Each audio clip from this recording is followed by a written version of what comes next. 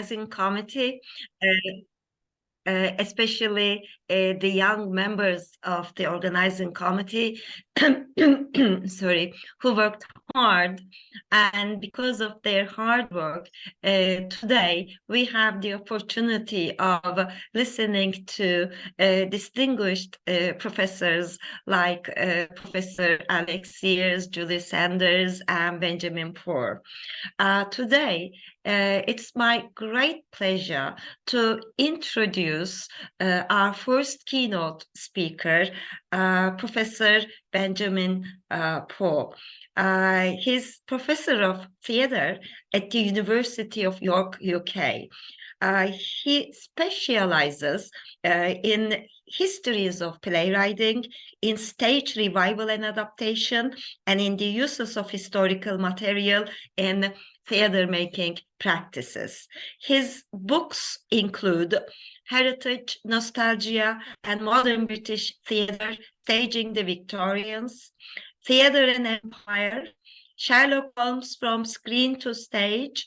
He also edited the collection Neo-Victorian Villains and co-edited Contemporary Gothic Drama. Benjamin Poore's new book, The Contemporary History Play, Staging English and American Pasts, is in press and will be published in 2024 in the Mission Drama Engage series. Now, we will listen to Professor Benjamin Poore. The floor is yours, Benjamin. Thank you. Thanks so much for that kind introduction, and thanks for the invitation to speak today. I will try, as with many people, it's getting to that point in the year where our voices are going, so I'm a little bit lower than usual, but hopefully the mic will pick me up. I'll try to go steadily and hope to speak for about 40 minutes, and then leave time for questions and discussion. So I thought that I would bring together a few ideas around some of the key words of the conference. So appropriation, intermediality, adaptation, naturally, but also something that I'm calling the problem of history. I'll just switch over to my slides. Here we go. Hopefully this will make the slides big and me mercifully small. So hopefully you're looking at the title slide right now. Okay, great. A couple of weeks ago, an article by my colleague Rebecca Benzie and myself was published in the journal Studies in Theatre and Performance. Now, the journey to publication had been a long one, and I was very relieved and gratified to see this image. There we go. That's the one. The actual screen that demonstrated it existed out in the world as an open access piece. The article had initially taken shape during the 2019 and 2020, so partially during the first lockdowns. And it was an attempt to define the history play and how we thought and we think it operates in the 21st century in theatre. And we borrowed some theories and some definitions from adaptation studies to help us to get there. But naturally, given the gap between writing and publication, when it came to rereading the article, I started to wonder whether I still agreed with it. So this paper is revisiting the most difficult crux, I think, of that journal article, which is, in what ways is it possible to talk about historical drama as an adaptation, or to talk of adapting and appropriating history? And why does it matter? In outline, here's the position that Dr. Benzie and I adopted. I've grabbed some quotes to help pick our way through the theory. We compared various attempts to define the history play and we found all of them incomplete or unsatisfactory in some way. So in trying to define what we meant by history plays, we asserted that, here we go, the first fundamental criterion that we use to define history plays is that they announce their relationship to the past. So to borrow from Linda Hutchins' definition of adaptation, history plays usually openly announce this relationship to the past in a similar way to how adaptations usually openly announce their relationship to a source text. Now, usually in history plays, this is done by a date line at the start of the script or a projection on the stage as the action's beginning. There are lots of ways that plays in text and in performance can openly announce that they have a historical setting. And we argue in the article that we should believe plays when they tell us that they are set in the past, and adopt a kind of historical drama frame of reading following that self-identification. But in the article, we go on to ask, does this mean, therefore, that adaptations can also be history plays? So what's the crossover? Is there a crossover? Many of the theoretical principles that apply to adaptation are also relevant to the creation of history plays. The difference, we say, is that the outside reference point in adaptation is usually a singular fictional source, which may in turn be a work set or written in the past, or it may be historical fiction, whereas the outside reference points for the history play are usually multiple and either present themselves as factual or documentary. So that's where we come to land.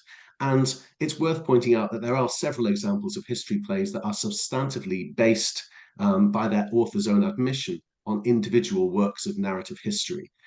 So there's John Osborne's play Luther, for example, which is inspired by, I've managed to get the rather tattered first editions here, Erik Erikson's Young Man Luther, both of which were published a couple of years apart in the 50s and early 60s. We might think of Caryl Churchill's Light Shining on Buckinghamshire, which is inspired by Christopher Hill's The World Turned Upside Down. And perhaps most bizarrely, Peter Shaffer's The Royal Hunt of the Sun, which is inspired by an 1847 work of history by W.H. Prescott, The History of the Conquest of Peru. Another example that's quite interesting here is Timberlake Wertenbaker's Our Country's Good, there we are, which first staged in 1988. It's is an interesting way, I think, of thinking through what qualifies as an adaptation and how that can vary over time. So it's based on Thomas Keneally's 1987 historical novel, The Playmaker, as many of you will know. Although I think the Methuen student edition of the play, which was published in 2020, is the first one to explicitly announce its status as an adaptation on the cover. So that's something that's changed over 30 or 40 years of that play being in the public eye and being a set text for examinations and so on. I said in my abstract that I'd talk about this subject in relation to the earlier work of Caryl Churchill, and I'm afraid in successive drafts, Churchill has got rather squeezed out of the central narrative. But I do want to make mention of one of Churchill's plays of the 1980s here, Pen from 1983, because I think that's also useful to talk about in terms of shifting ideas of what adaptation is. Like Our Country's Good, when Fen was first staged and in subsequent revivals, it's been understood as a piece of original theatre. But I think today, if it were first staged today, it would be more properly regarded as an adaptation of its source material. And I consider its source material to be this book, Fen Women, a portrait of women in an English village by Mary Chamberlain, which was published by Virago in 1975. So there's a narrative that's built up around the Joint Stock Theatre Company and Caryl Churchill's work with them in the 1970s, and this celebrated joint stock research process, where they get together, do some research, Caryl Churchill goes away, writes a draft, they come back, they work on it and develop it to production. So because of that narrative, none of the critical accounts, I think, quite acknowledge sufficiently how many of the incidents and the characters and the speeches in the play Fen are actually carried verbatim from Mary Chamberlain's book. I'm not pointing the finger at Carol Churchill here, but making the point instead that for the purposes of this paper, ideas of what constitutes an acknowledged adaptation have been constantly shifting. And that's not just since, the Romantic era, that's not just since Victorian times, but in the last few decades. So different power dynamics and different ideas of authenticity are at stake when we name or don't name an adaptation. And in this case, it was perhaps more useful to Joint Stock's political and cultural positioning to imply that the play was based on first-hand research rather than an adaptation, when actually it's a mix of both.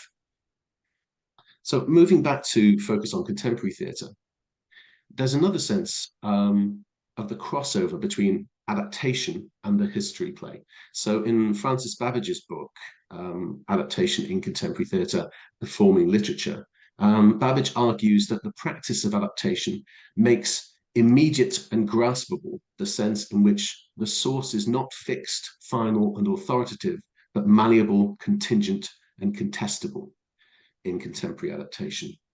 Babbage notes that recent adaptations for theatre have tended towards meta-theatricality, exposing the means of their own construction.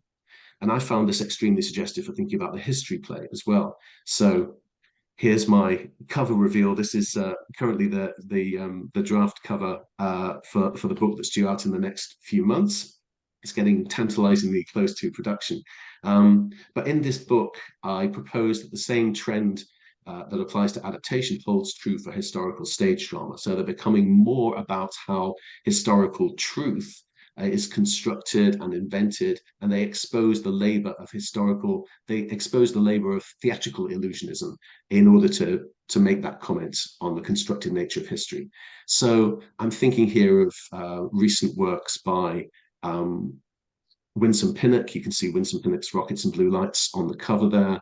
I'm thinking of work by Hannah Khalil, by Samuel Adamson, by Jackie Sibley's Drury. Here's Mary's Seacole from 2022 at the Donmar Warehouse in London, where you can see the actual constructed nature of history in things like that palm tree there that's got the wheels clearly visible. It's like a hospital drip that's been wheeled on stage, and you can see that they're sitting around a table in Victorian costume in a modern hospital bed that has kind of mechanical panels that move up and down. So the way in which those kinds of plays expose the means of their own construction and their historical contingency through these stage pictures that cannot be taken as attempts at authentic history. So I think that is quite an interesting overlap. There's a broken and discordant pointing to the matching and mismatching of sources, compared to Fen, where those different sources and the difference between them has been concealed in the final play text. However, in the article that Rebecca Benzie and I wrote, we go on to draw a line between history plays and adaptations. And we cite the dictum by Thomas Leach that quotes, "All adaptations are obviously intertexts, but it is much less obvious that all intertexts are adaptations." So the article that we wrote argues that history plays and adaptations are two discrete kinds of intertextuality. Here's a big old chunk of text from our article. To classify history plays as adaptations, we think, risks collapsing the distinction between adaptations and other types of cultural production in unhelpful ways, which would ultimately render the label of adaptation meaningless. We maintain, however, that both history plays and adaptations are modes of intertextual production that can be usefully separated for analysis. So where a stage revival takes a previously produced play as its core source, and an adaptation for the stage takes a work of fiction as its core source, a history play is usually constructed from multiple factual sources and also invites us to read it as historical representation. This means it may be a history play and also a documentary play, or a history play and also a biographical play. The repackaging of Our Country's Good that I mentioned earlier represents a move in the opposite direction, inviting readers and audiences to see the play as primarily an adaptation, where previously it had been primarily seen as a history play. So to add some nuance to our definition of a history play, and here's final chunk from the article before we get to the discussion section, that a history play asserts a claim that something we're witnessing takes place in the past. We need to add to this that the claim cannot be to a fictional source text that's already made this same gesture. A history play needs to refer to an idea of the past that is not mediated through a secondary source that announces itself as fiction. If it follows this pattern, the play is a deliberate invitation to be read as a historical representation rather than an adaptation. So borrowing there from Thomas Leach, the invitation to be read as, and also from Linda Hutcheon, the announced nature of it. We're kind of creating that space for the history play as something that invites itself to be read as historical representation, but it's not based on a previous work of fiction. So that's quite a dense piece of argument, and I hope to spend the rest of this paper teasing out its implications, but also making it a little bit more tangible through two examples of recent plays that sit, I think, right at the junction between adaptation and the history play. The first is James Graham's Best of Enemies. So this is a theatrical retelling of the explosive live television debates between William F. Buckley Jr. and Gore Vidal, which were broadcast by the American ABC network as part of their conference coverage in the US in 1968. The play was first staged at the Young Vic in London in 2021 and later transferred to the Noel Coward Theatre. James Graham's play suggests that the debates changed television forever, ushering in a new age of punditry as a means of drawing in viewers, and it's implied, leading to the polarized media landscape of America today, where opinion trumps factual reporting. Quote, all political discussion now adversarial by default, unquote. That's David Brinkley speaking in the play. Best of Enemies is credited as being inspired by the documentary by Morgan Neville and Robert Gordon. The documentary was a movie-length documentary released in 2015. However, if you compare the two, watch them both side by side, I'd say it's more of an adaptation than a documentary. Not only are the selected extracts from the debates highly similar, but the talking heads that Graham uses come from the documentary film itself. The play has recently also been made available to watch as a recorded stream on the National Theatre's NT at Home platform, which makes for a highly mediated viewing experience. We're being invited to watch a filmed recording of a stage adaptation of a filmed documentary about a series of television debates. The second example I want to touch on in this paper is The Interview by Jonathan Maitland, which premiered at the Park Theatre, Finsbury, North London in November 2023. It's a play about the interview that Diana, Princess of Wales, gave to Martin Bashir on the BBC's Panorama programme in 1995. This is an interview which is credited with hastening the end of Diana's marriage to Prince Charles and exposing the cruelty of life as an outsider in the royal family. Maitland is a journalist turned playwright, and he knew and worked with Bashir. The Interview premiered in the same month that the Netflix TV series The Crown released the first half of its final season of episodes, following the Princess Diana plotline up to her death in 1997, having covered the Panorama interview in considerable detail in the previous season in episodes 7, 8, and 9. And just this week, the London production of Diana the Musical has opened at the Eventim Apollo. So The Interview was wedged between two earlier attempts to dramatize Diana's life that strangely both pre- and post-date the play's run, because Diana the Musical was previously on Broadway and had been released by Netflix in 2021. So it kind of predates the interview, and The Crown naturally kind of predates it in terms of the earlier seasons and postdates it in terms of the release of episodes after the run of the interview. So the interview is kind of bookended by these other representations of Diana's life and death. The first half of the play, as Maitland explains in the theatrical program, quote, looks at the months leading up to the interview, where Bashir is trying to persuade Diana to do it, and the will she, won't she element of it. So far, so familiar. But the second act, again quoting Maitland, is a representation of the interview by looking at the editing process, its narrative invention, but based on highly informed speculation, unquote. So where for me, the first half of the play was a familiar retread of moments from The Crown and from Diana biopics, the second part of the play used choral speaking, multi-rolling to convey the BBC's shifting attitude to their scoop, at times becoming quite surreal in its representations. As Maitland points out in the programme article, allegations about Bashir's underhand tricks to secure the interview, quote, first surfaced soon after it was broadcast. It was on the front page of the Mail on Sunday, but no one seemed to care. What changed 25 years later? Why did it cause such outrage? Unquote. Maitland is referring to the BBC's Dyson investigation and subsequent Dyson report of 2021 and the change of public mood, particularly after Prince William's statement on the impact of the interview.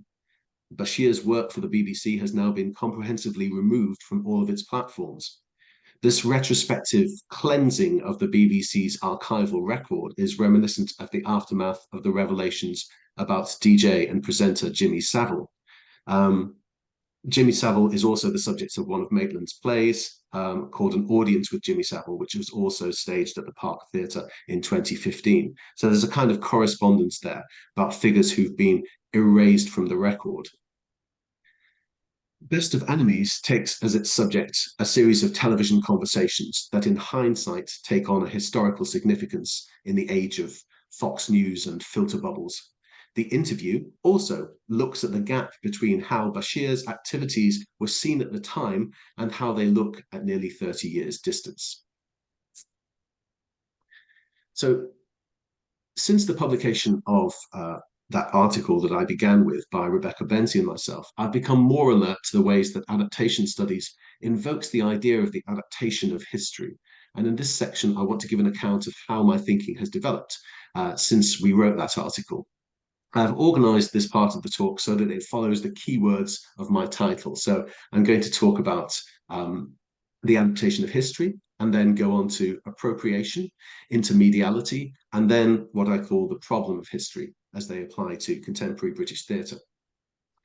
So Lawrence Raw and Daphne Ersin Tutan's The Adaptation of History, Essays on Ways of Telling the Past, which was published in 2013, is obviously a useful place to start in this area. Tutan and Raw's position on adaptation history is, and I think I've got the quote here, we propose that all historical documents should be treated as adaptations.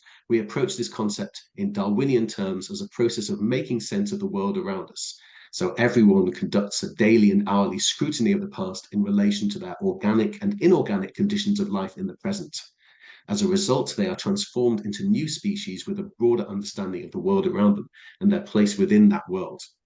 Okay, so this is taking a kind of Darwinian idea of adaptation, which is also touched on in some earlier theories of adaptation, and saying that, you know, this is what we do with history. We adapt all the time to our surroundings. With this definition in mind, they say, adapting history is not just the preserve of professional historians, but something undertaken by everyone, regardless of age, race, gender, or class, a means of coming to terms with their particular worlds. From this broad reading of what adapting history might entail, I think my focus is rather narrower, which is how to account for professional playwrights who are adapting history when they have a disparate set of resources that they're combining for a particular creative form, and when those resources inevitably include previous fictional representations of that history. Not only this, but audiences then bring their own historical experiences, knowledge, or rememberings, or misrememberings of those events, and they're bringing those either at first or second hand. If texts are history, then audiences are history too. So Lawrence Raw has previously remarked in a different piece about history on film that the experience of a historical film comprises several different histories: a history told on the screen by the director, actors, and other creative personnel, and the histories of individual audience members witnessing the film, either in the movie theatre, on television, or online.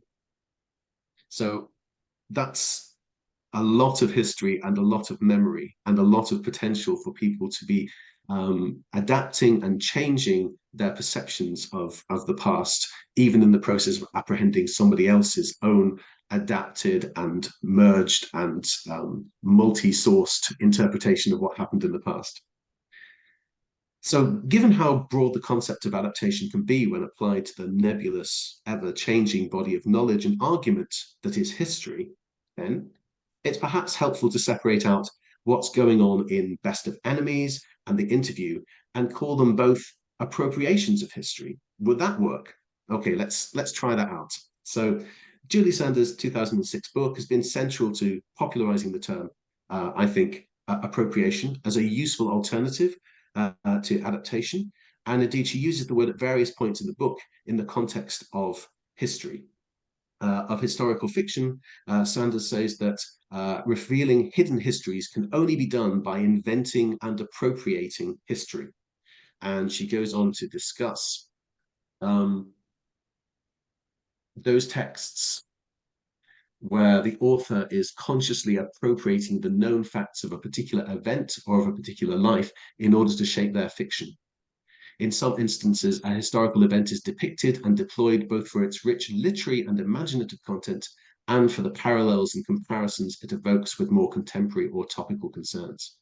And in this sense, Sanders concludes at the end of her look at the appropriation of history, history proves a ripe source and intertext for fiction, for histoire to appropriate.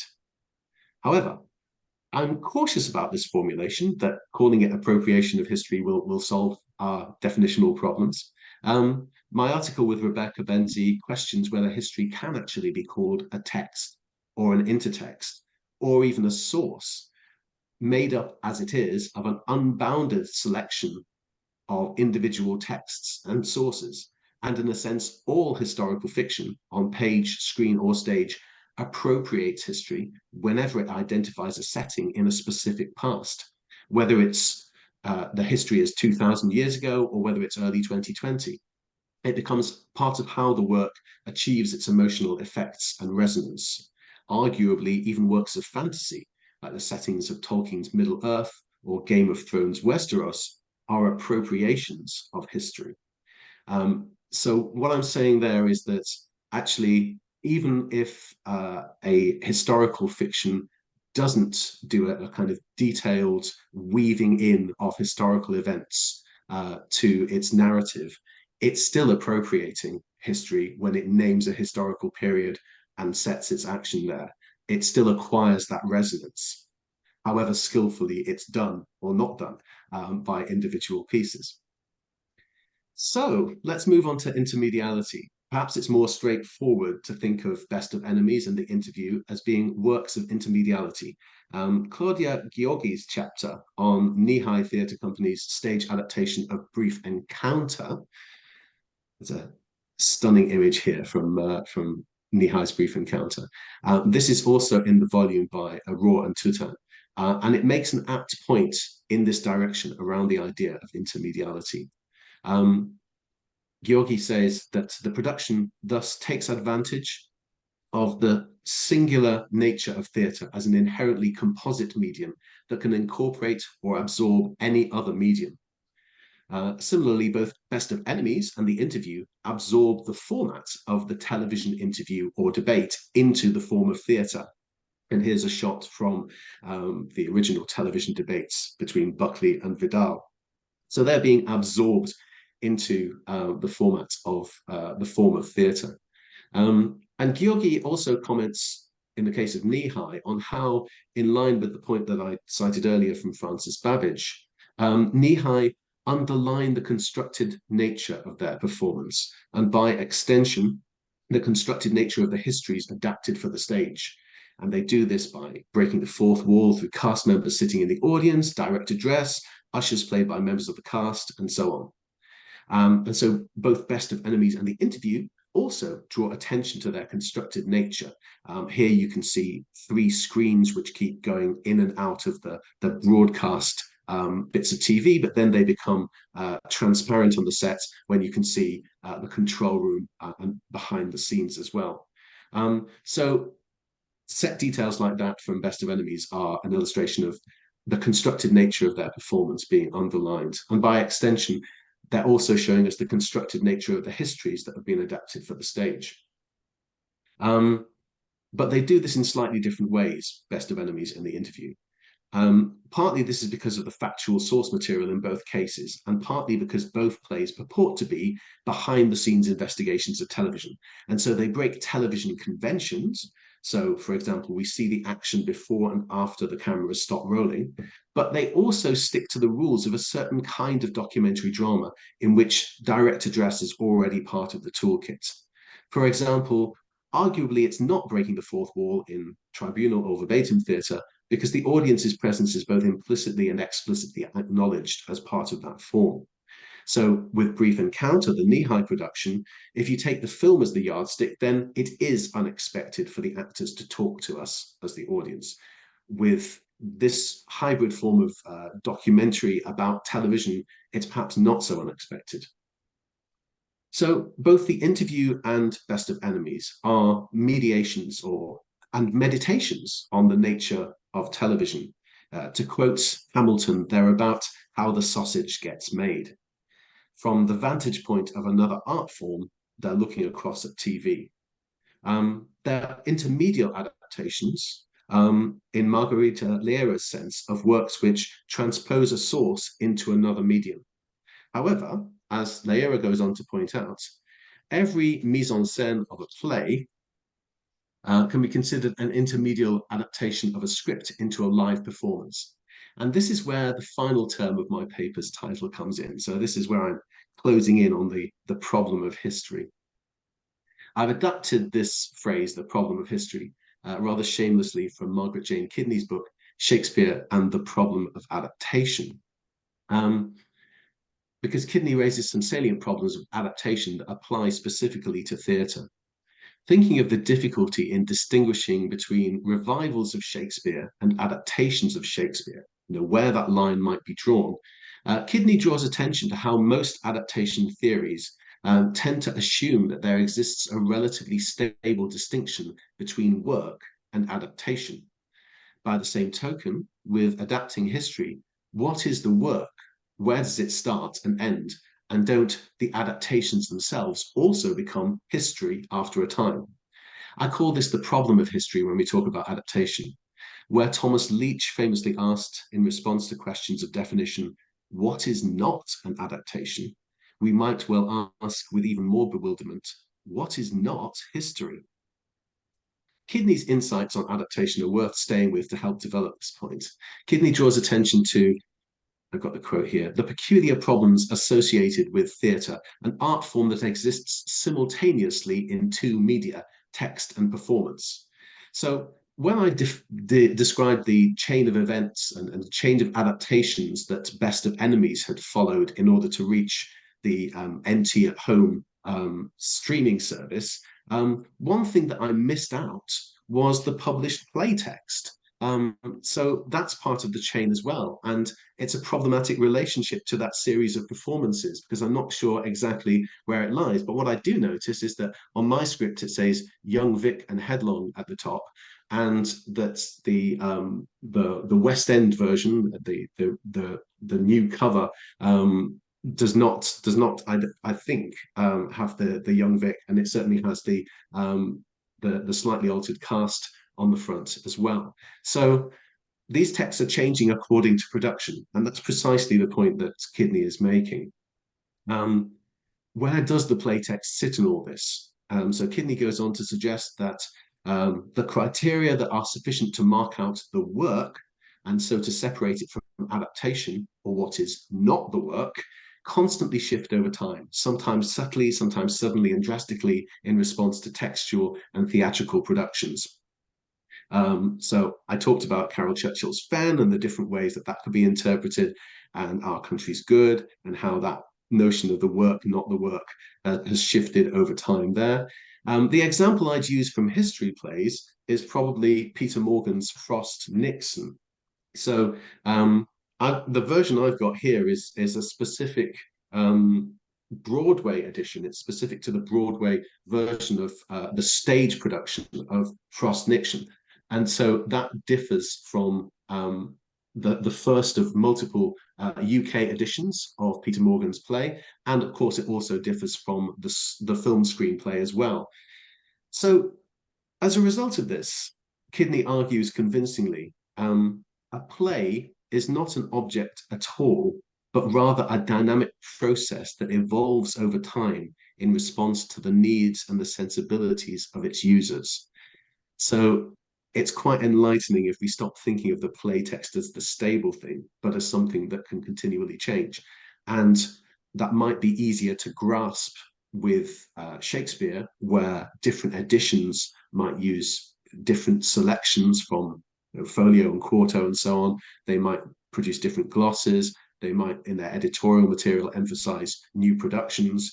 But I think in a way, it's also true of history plays as well. And one of the examples that I point to in my book is Moira Buffini's play Handbagged, which every time it gets revived, gets rewritten to reflect current political circumstances and adjusts itself slightly ideologically in relation to that. So there are at least, I think, 4 versions existing in published format, let alone in draft form of that play.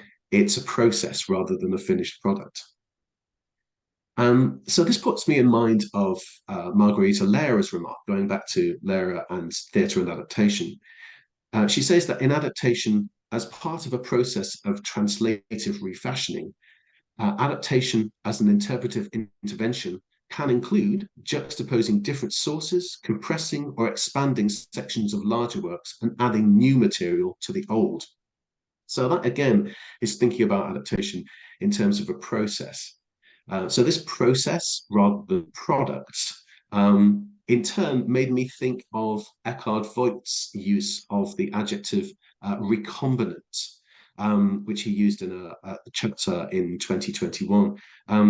Recombinant, recombining different elements, sources, and media. It also makes me think of Voigt's distinction between what he calls new adaptation, this energetic, recombinant cultural pattern, and old adaptation, which is the term he uses to refer to the rather traditional bilateral comparison between, say, a novel and a film adaptation of it. So, trying to scoop all this together, I'd like to propose that we frame Best of These and the interview as the result of an ongoing process of adaptation without calling them primarily adaptations themselves. They are adaptive works, but to call them adaptations as their core primary identity is still, for me, too strong an implication of a single stable source, as in Voigt's idea of old adaptation, that we're just looking at a bilateral relationship between source and adaptation. So they use adaptive processes, but I wouldn't call them adaptations as their primary defining term. To think of historical dramas in theatre as constituting processes of adaptation means, of course, seeing them as part of a network of relationships, including those labelled both factual and fictional. So in the following images, which I've screen grabbed from a work in progress, which is a series of Padlets that I've been using to kind of build my understanding of where these plays fit in, I've tried to represent some of these relationships, both synchronic and diachronic. As I said, these are works in progress, but you'll see that they're kind of like a criminal investigation, like a murder wall, in the way that they seek to join up relationships between different cultural artifacts.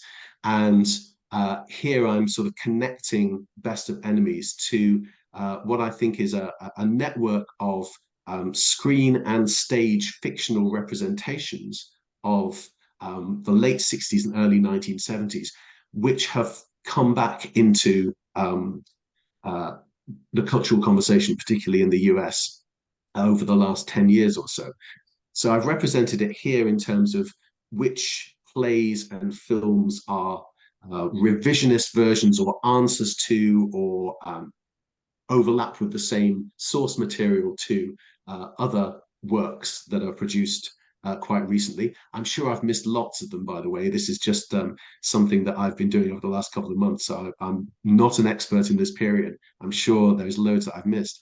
But if we then reconfigure that as a timeline, we can see that actually there's a lot over the last 10 years, starting with these Robert Schenken plays all the way in The Great Society in the early 2010s, and moving across from film to documentary to TV, and resulting in kind of best of enemies, connecting and including elements of all of these.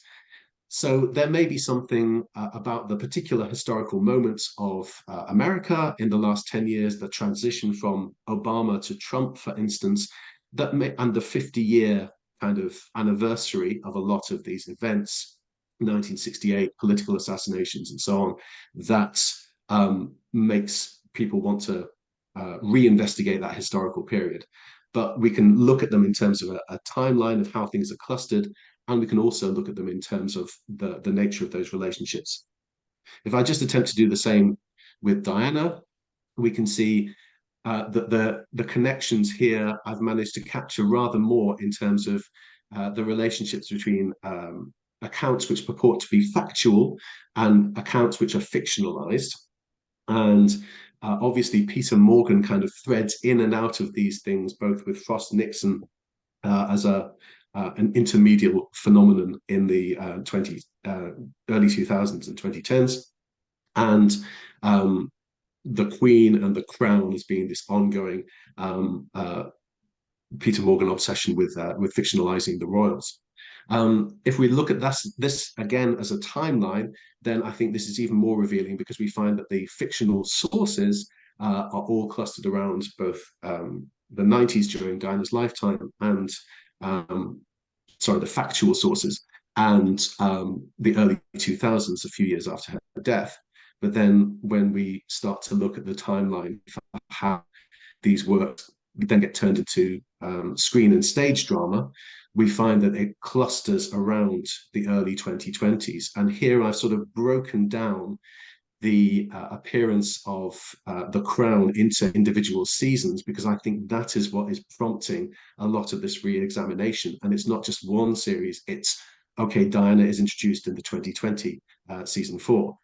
She's back in 2022 in season 5. She's back in 2023, as we saw around the premiere of The Interview.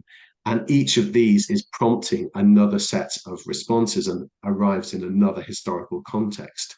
So I think it's interesting as well that so embedded have these memoirs and supposedly factual accounts of Diana become, that people like Andrew Morton and Martin Bashir and Paul Burrell now become quite significant figures in the dramatizations of the life as well.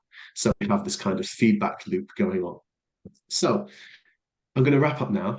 Naturally, there's no neat and easy way to tie up all of these concerns. And my aim has been to examine the inherent messiness of the concepts of intermediality, adaptation, and appropriation when they're applied to the already messy concept of history. But a handful of conclusions nevertheless present themselves.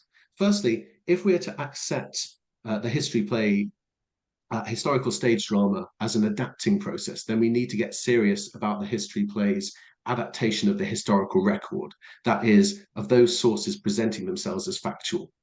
But at the same time, we need to be serious about mapping the network of other fictional historical drama sources that any given work is in dialogue with, whether that's knowingly or unknowingly.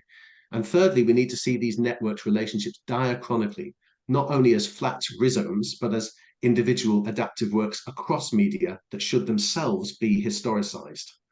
The cautionary note covering all of this historicizing activity is that history isn't simply a body of agreed facts, but a set of competing narratives that call facts into being.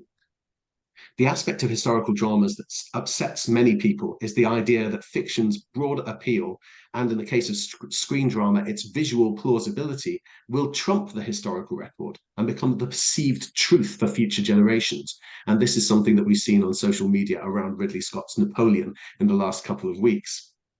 What I've tried to do today is to promote pluralism in how we think about historical drama across multiple dimensions, plural treatments across media, and what a specific art form like theatre can contribute to the conversation, plural treatments across the history of individual media, and a plural understanding of historical drama and adaptation as parallel processes, even though they order their materials differently and announce that ordering differently. It's for these reasons that I've contended that a process of adaptation does not necessarily an adaptation make. Adopting this position will necessarily have an impact on how we teach historical dramas. If we're not doing so already, we need to move to an adaptation studies approach, where a study of a particular play or film or TV series builds out to invoke the interplay between the work's multiple factual and fictional co-texts, rather than concentrating on a bilateral source-target relationship. The privileging of the source-target relationship, as I've maintained, leaves all of the assumptions, interventions, and tropes of history bundled together as if they're one unchanging unit. Ultimately, such teaching techniques where we build in adaptation studies have common ground with the inculcation of media literacy. And that's an area that our UK government and its allies in the press like to denigrate with terms like Mickey Mouse and rip-off degrees. In a conspiratorial culture where fact and fiction are endlessly recombined to feed fantasies of persecution, we desperately need a more nuanced set of responses that either more nuanced than either the grand claim that everything we've been told is wrong, or alternatively, listicles of historical gaffes and continuity errors endlessly recirculated online. The two plays that I've discussed in detail today show theatre, I think, inching towards that more nuanced approach. But for me, they still inhabit an awkward, rather cautious territory between following the protocols of the documentary and exploiting the full possibilities of the theatre. Thank you. Professor, thank you very much indeed. Thank you very much indeed for this thought-provoking and insightful lecture. Thank you very much. Now, the floor is, I think, open to questions and answers. I think you can take questions, Professor Poore.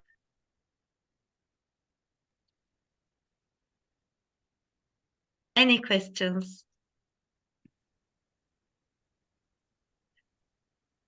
Enes, yes, dear Enes.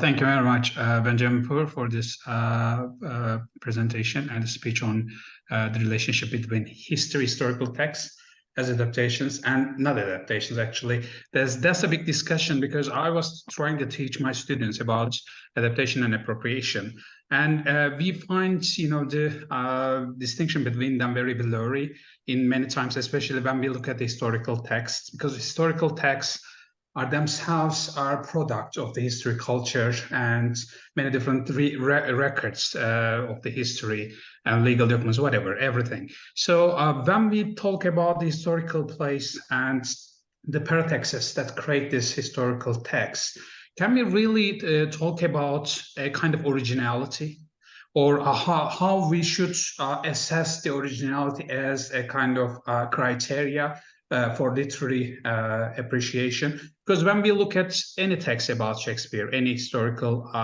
play, Shakespearean play, we should be talking about how they're adapted in different forms to media, as a film, or maybe sometimes in the novel fiction form.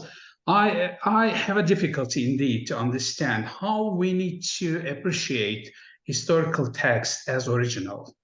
So do we have any kind of criteria that we can at least use or should use? I don't know. Thank you. Yes, I mean that's something that I've been struggling with my classes as well and with my students.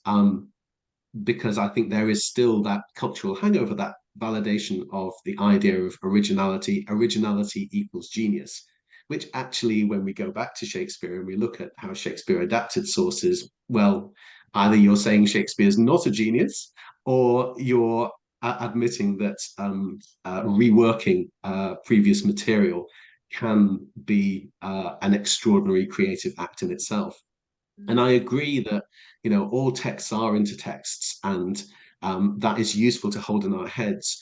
But as I was saying in the paper, I still believe that it's useful for us to hold up the idea of an adaptation as being a separate thing, even if that's just a convenient uh, container or label to help us think about other things. But even as I say that, I know that if I identify, a source text like, I don't know, Virginia Woolf's Orlando is behind me, Pride and Prejudice is behind me.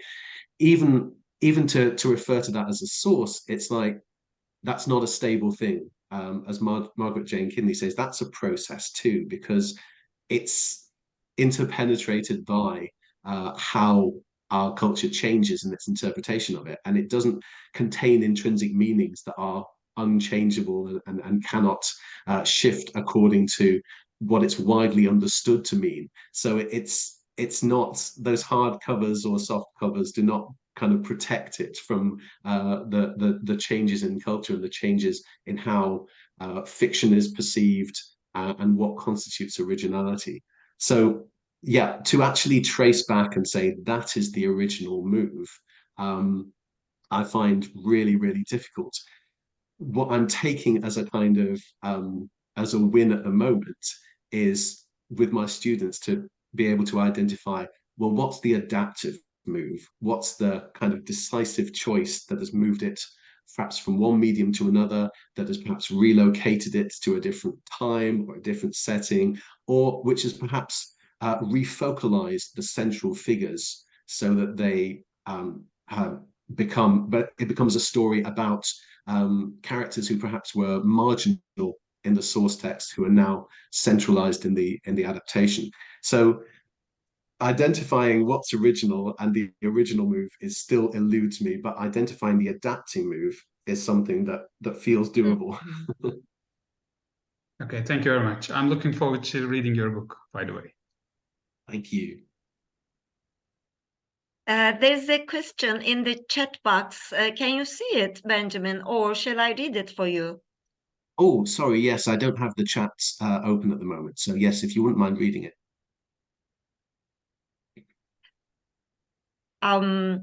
Thank you for such an amazing keynote. I found you drawing on Kidney's suggestion that the play is an evolving process really interesting. Would you say that the ever-changing nature of theater reflects our ever-changing understanding of history? Absolutely. Thank you for the question. And yeah, that feels like also a really good landing point for all of these deliberations that, theatre is going to reflect how we might perceive a set of historical events and how we might decide what the event actually is at a certain moment in time. And I was reflecting with my students yesterday that there's almost a certain imperiousness or presumptiveness in theatre compared to other art forms that says you are going to meet us here in this place in this theatre at this time. Don't be late or you won't be allowed in. Come, sit. We have something to share with you. And when that thing that is shared is an adaptation or a moment of history, then the implicit uh, nature of that call to get up off your seats and come out to this place to meet us at this time, we command your attention for this period of time, is that that is going to be something very topical and relevant to us here today, and that there is a reason why it's being staged now. There's a reason that it's not something that is available year in, year out, but it has to happen now. And that feels like one of the things that theatre is doing when it both invokes adaptation and history. It is saying, come and see this now.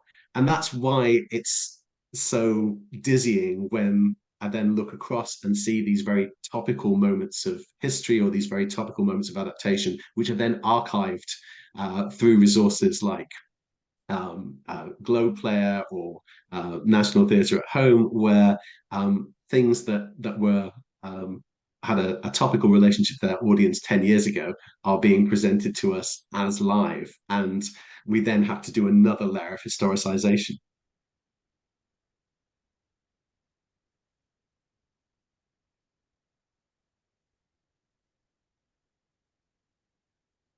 Thank you for your answer. I think yes, Beth Roberts asked the question, and yes, she listened to you. Mhm. Okay, any other questions?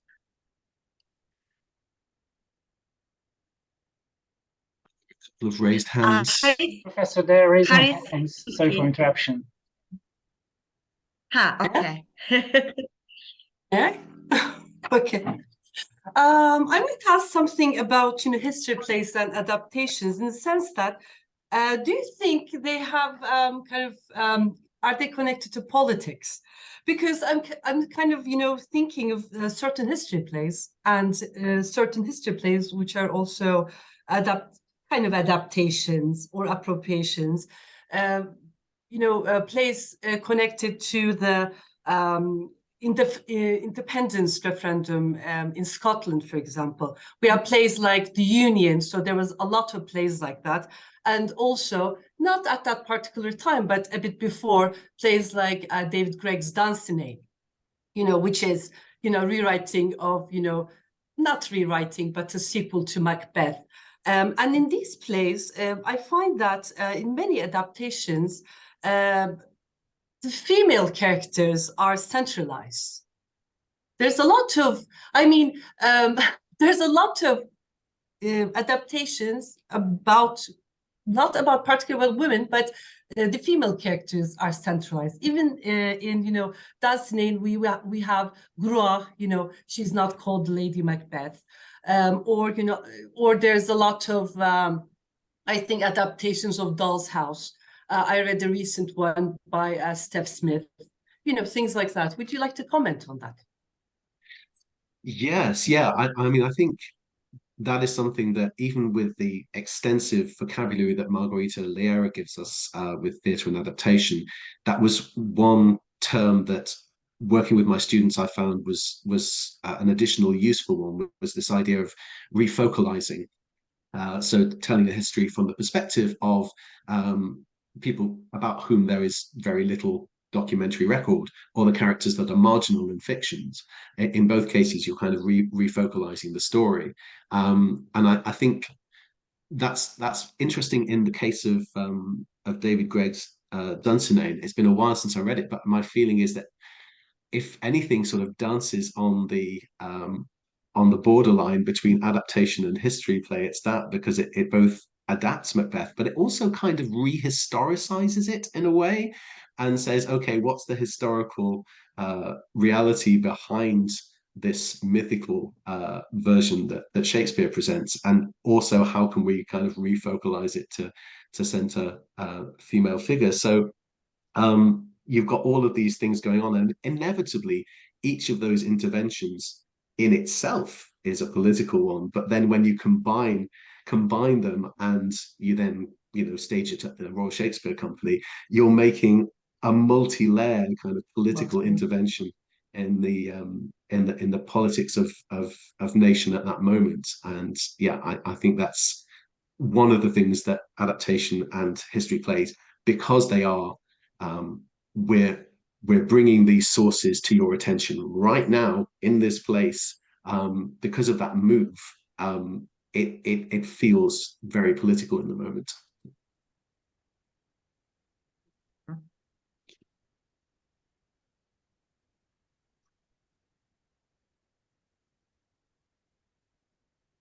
There is another question in the chat box. Can you see it? Which one is this? I think there are a couple. It is said that history is Oh, usually yes. written by the winners. Do you think that playwrights follow the perspective of the winners in their adaptation of historical events? Gosh, that now I'm thinking about it, that's a really interesting question because you know that there is a literature of work on contemporary history plays, Richard Palmer, Keith Peacock, so on, that emerges in the 80s and 90s that is very much theorized around the idea that this is rewriting history from the point of view of the losers' histories, and that is what is so disruptive about those history plays, whether they're by David Edgar, Carol Churchill, Howard Brenton, writers of that period. Now that you raise the question, I'm also thinking, yes, to a degree, but if the perspectives are so antithetical to the historical moment that they can't get a production, that they are not even recognized as being valid, then that completely takes them out of the running. We don't even see those history plays. We don't even see those radical works. So to an extent, all theatre is by the winners because it has sufficient commercial and institutional support to actually get staged, because theatre doesn't just arrive of its own accord. There's an awful lot of infrastructure that needs to be in place to make plays happen. So it feels like, yes, to an extent, there is a trade-off between the degree of winners' history that is being staged and how radically one is allowed to revoice history, as it were, to account for the losers and the silenced. Because at what point does it become unstageable? And we hit that point historically, just thinking about Edward Bond and Early Morning back in '68. Plays that could not be staged because their interpretation of history was beyond the pale for that point in the cultural life.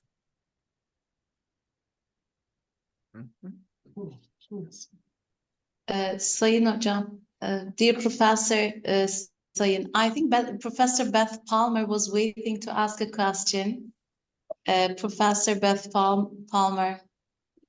Hi, sorry, I didn't want to, I know we're running out of time, but yeah, just to say that was a great paper. If there is time for me to ask a very large question about the relationship between history and fiction, and I love the phrase you use, that history calls facts into being, but are there not kind of, I guess, issues for us to consider around the fictionality or the constructedness of history, or the potential for histories to be fictional for one set of people, but true for another set of people? And thinking about something like Jackie Sibley's-Drury's work and the Crimean War in particular, Mary Seacole's understanding of that war may be very different to a Russian soldier's, for example. So I guess I just wanted to throw that big question at you and see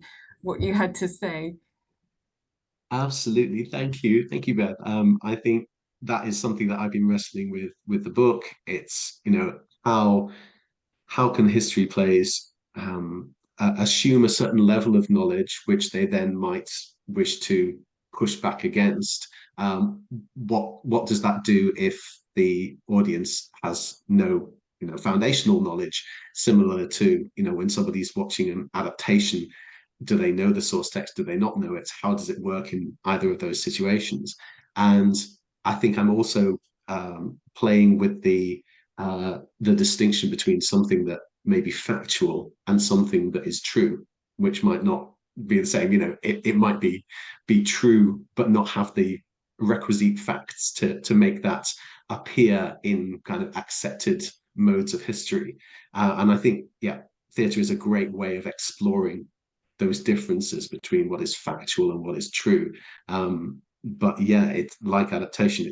You've got those different points of entry. So at what point can you assume base knowledge, which you then question, and in what ways are you kind of bringing that that reinterpretation center stage for an audience that doesn't have that prior knowledge? Thank you so much.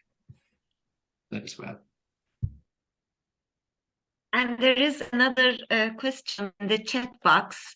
Let me read the question. It starts with a reference to Walter Benjamin. Walter Benjamin, in his essay on the concept of history, says, "It is the task of the historical materialist to reflect on certain instances of the past to make fragments whole again." He sees it as a revolutionary commitment, the historian, to reflect on past. Do you see a similar revolutionary side in adaptations and history plays, a power to change social reality? Great question, and thank you for that quote as well, and that reference. I think in my book, the thing that I am trying to question and unpick is the way that a certain mode of historical drama has become quite seamless and has used a series of tropes and techniques that are kind of commonly accepted as being ways of showing historical reality. And I'm interested in the plays that push against that. So it seems to me as if historical drama, strongly influenced by the protocols of television and film, does too much of making fragments whole again, of making history seem seamless and inevitable and familiar and convincing in a realist frame. And I think the revolutionary act there is to cease to make it whole, to make it fragmentary, to make it contingent, to make it evidently constructed, because only by pushing away the smooth surface of an accepted version of history can we get to the bits underneath that are unfinished and contain possibilities for the future. So I think maybe the challenge is different, but equally I can understand that for Benjamin, realism is about like identifying what's underneath the surface, identifying the true patterns. And I think in that sense of realism, that is what contemporary history plays are doing when they push against the surface realism that seems too convincing and too finished and polished. Yes. Any other questions? If we have no questions, I think... Yeah. Gülşen Hocam, I'm really sorry to interrupt, but Harry Turkey has been waiting long. Maybe you might not have seen. If we have time, could we have the question, please? Of course we have. I have a question as well, but if we don't have time, I'll ask personally. Emoji is just the, okay, yeah. Okay. Thank you. Okay, thank you so much for the chance. Thank you so much for the informing and copious presentation, Professor Benjamin Poore. Actually, I have a question that I've been thinking a lot recently. With the decline of realism in theater and the appearance of trends that aim to blur the line between facts and fiction, do you think that there is a renaissance for history plays after their decline, especially after the First World War? And if yes, why do playwrights resort to history after they abandon it? I think that's what I try and examine in my new book. It's, why does history have to be a play? Why do playwrights write in that form, especially given the other media that they could be using? And so what does it mean to write a history play in the 21st century and to actively make that choice not to make a film or to make a TV series and so on? And I think I've found a few answers in the book which are to do with making it jagged and ragged and unsettled and unsettling, and making the most of that live encounter, because we simply, as audiences in theatre, are not going to, I think, tune in and absorb the kinds of history plays that were staged, a century ago. It's very much a second, third, perhaps even fourth generation of history plays now being written in the context of an increasingly mediatized society, and that's what I find exciting about it.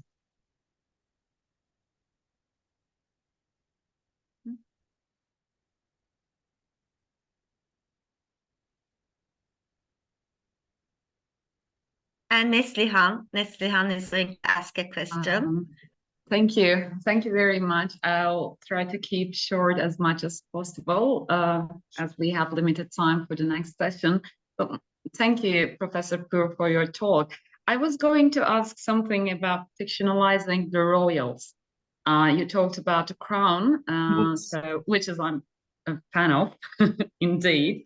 But we are also aware that these stories are a profitable business. They sell these stories. So when we think about the point that you have also mentioned about adaptation and appropriation, and if we take it, let's say, for granted, if we follow Julie Sanders' remarks, that it is a decisive journey, it is about the ethical, or it's about the political commitment of a writer, if it's an appropriation. So my question is that when the commercial purposes are on the table, let's say, where does the history and adaptation and appropriation stand?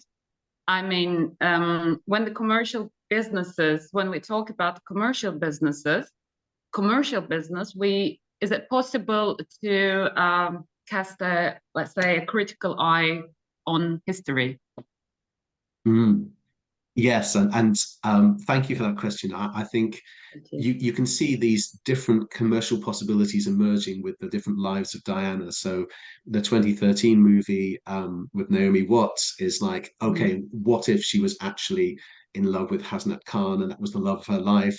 Then you've got the biographical version that says, no, it was Dodi, it was always Dodi. And then you've got the Crown that says, well, what if there was this very particular nuanced thing about Dodi and Diana that had just been resolved at that point? So each one is finding a different angle to tell a different story. And, each one of them is implicitly saying, no, everything that you think you know about what went on behind closed doors is actually wrong. And this is it, because I've got my sources, which I can't possibly tell you about, but I have these secret sources that tell me that this is true. And I think, that's highly driven by commercial imperatives. But it also kind of sets out a very limited and limiting range of responses that we're invited to have to that fictionalized history. So for the Crown, for instance, it gives us this range of ways that we're invited to sympathize with different figures in the royal family and have our particular favorites and think that so-and-so is hard done by and so-and-so is actually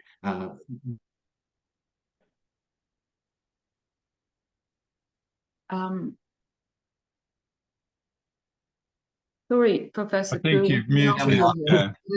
Yeah. Sorry, I was just muted. But that we're just given that range of people to sympathize with. But one thing that's off the table is abolish the lot of them, for instance. So there is the illusion of ideological choices, which are really just personalized choices, and so that sits within a larger expectation of where your sympathies are and your political stance is meant to lie. So there's something a little bit insidious about that as well, I think. Thank you. Thank you very much. Thank you.